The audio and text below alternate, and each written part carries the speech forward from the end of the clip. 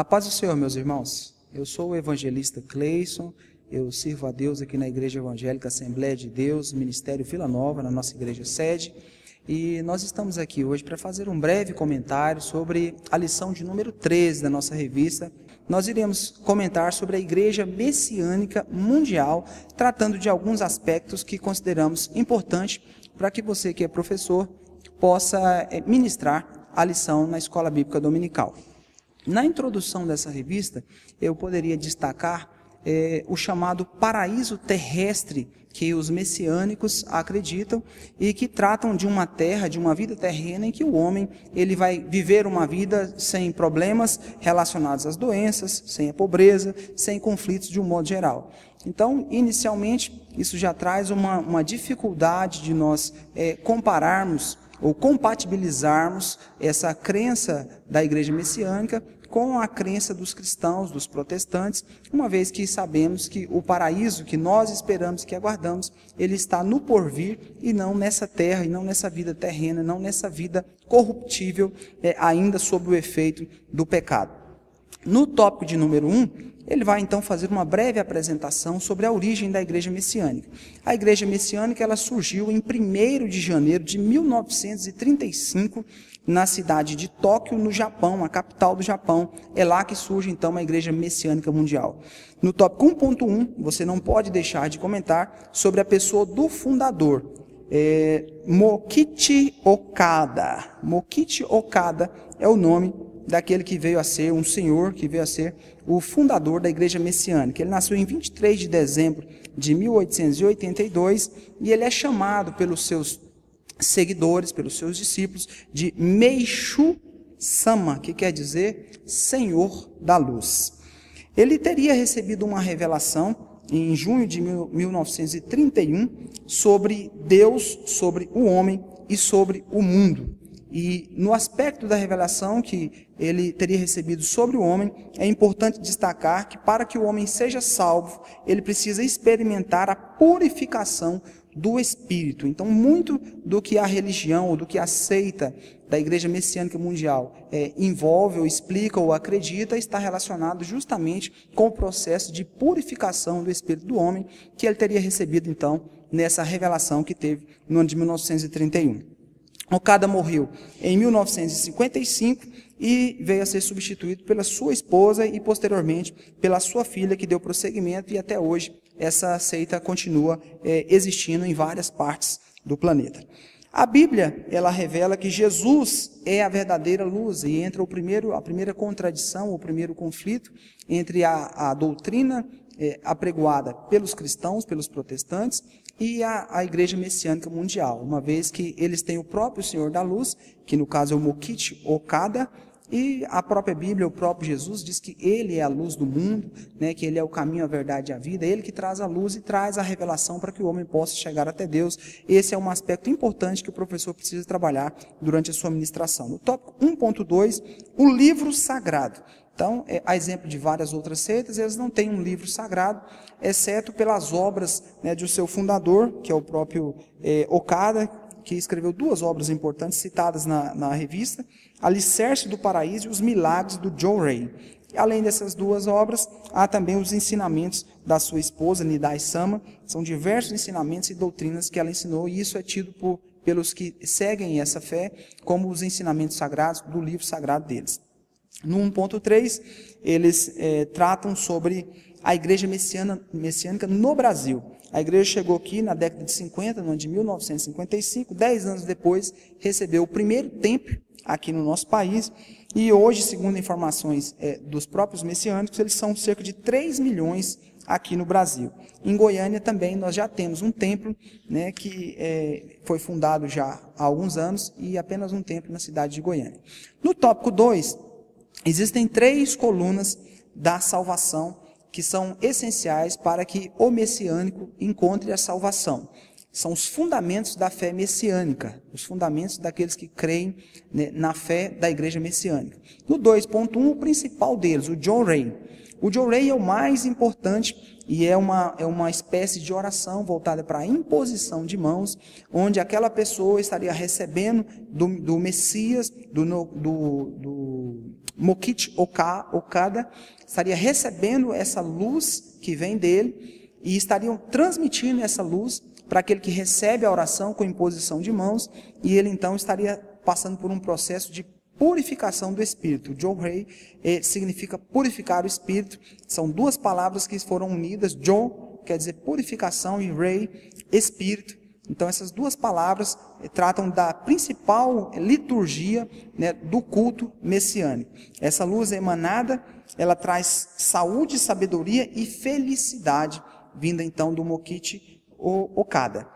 Em João 8,36, está escrito assim: se o Filho, que é Cristo, vos libertar, verdadeiramente sereis livres. Então, novamente, há um conflito, uma incompatibilidade entre o pensamento messiânico e o pensamento cristão. 2.2, o segundo aspecto, a segunda coluna da salvação, a agricultura natural. Em linhas gerais, o que eles acreditam é que o alimento também faz parte do processo de purificação, não do corpo, mas de purificação da alma e do espírito, e então eles são contrários a qualquer tipo de tratamento com elementos que possam agredir de qualquer modo a terra, o solo ou o próprio alimento que está sendo produzido naquele solo.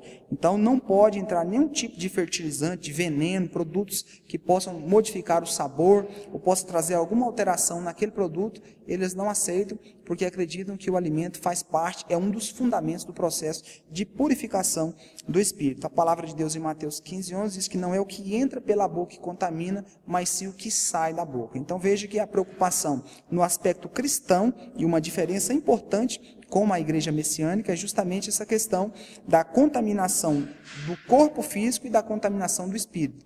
Uma vez que o alimento, de fato, científico, pode trazer contaminação ao corpo, na fé messiânica, esse mesmo alimento também pode contaminar o espírito. A nossa preocupação, à luz da Bíblia, não é com a contaminação do corpo ou com o que entra pela boca, mas sim a contaminação moral do espírito com as ações, com os pensamentos, com aquilo que fazemos. Isso sim, de fato, pode comprometer a nossa salvação. O 2.3, o belo, a valorização do belo como um dos fundamentos da fé messiânica.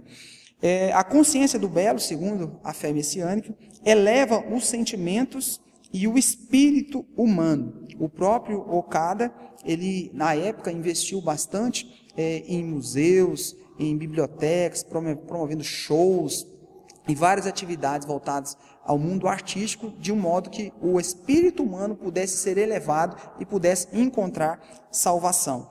João 8,32 diz: e conhecereis a verdade, e a verdade vos libertará.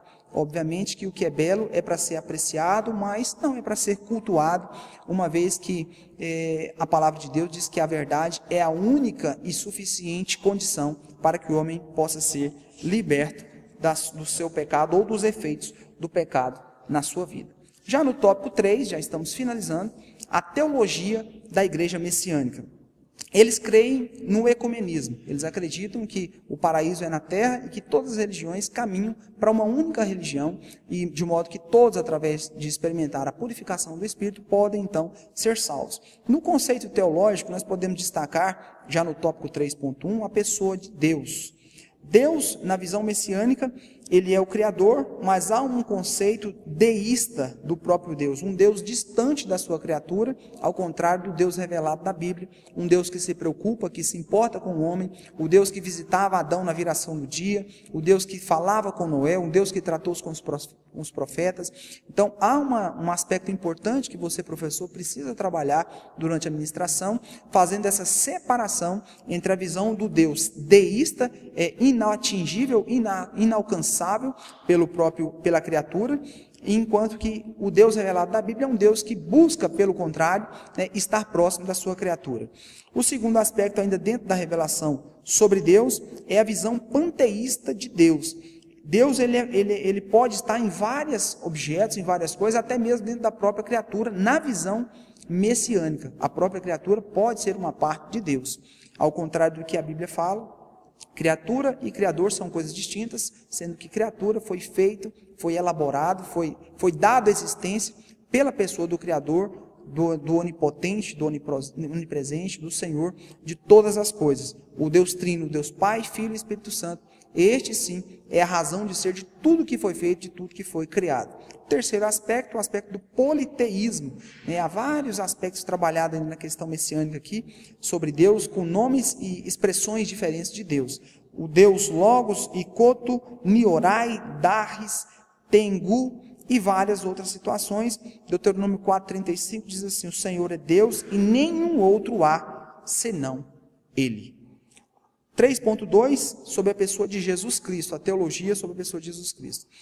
Na visão messiânica, Jesus Cristo é nada mais do que um homem que praticou a trilogia da salvação, explicada no tópico 2, mas ele não é um Messias, ele não é importante para a salvação, pelo contrário, eles têm o próprio Messias, que é o Mokichi Okada, ele é o Messias da humanidade, e na visão messiânica, ele então seria o Salvador do mundo. Isso afronta terrivelmente os valores e as doutrinas cristãs, uma vez que sabemos que Jesus é revelado o Messias desde os primeiros capítulos do primeiro livro da Bíblia, aquele que pisaria na cabeça da serpente é revelado, e Jesus, o Messias, é reconhecidamente o Salvador do mundo, e essa é uma diferença importante entre os conceitos messiânicos de salvação e os conceitos teológicos de salvação. A pessoa de Jesus, que numa visão cristã, sem dúvida, é o que há de mais importante na fé cristã.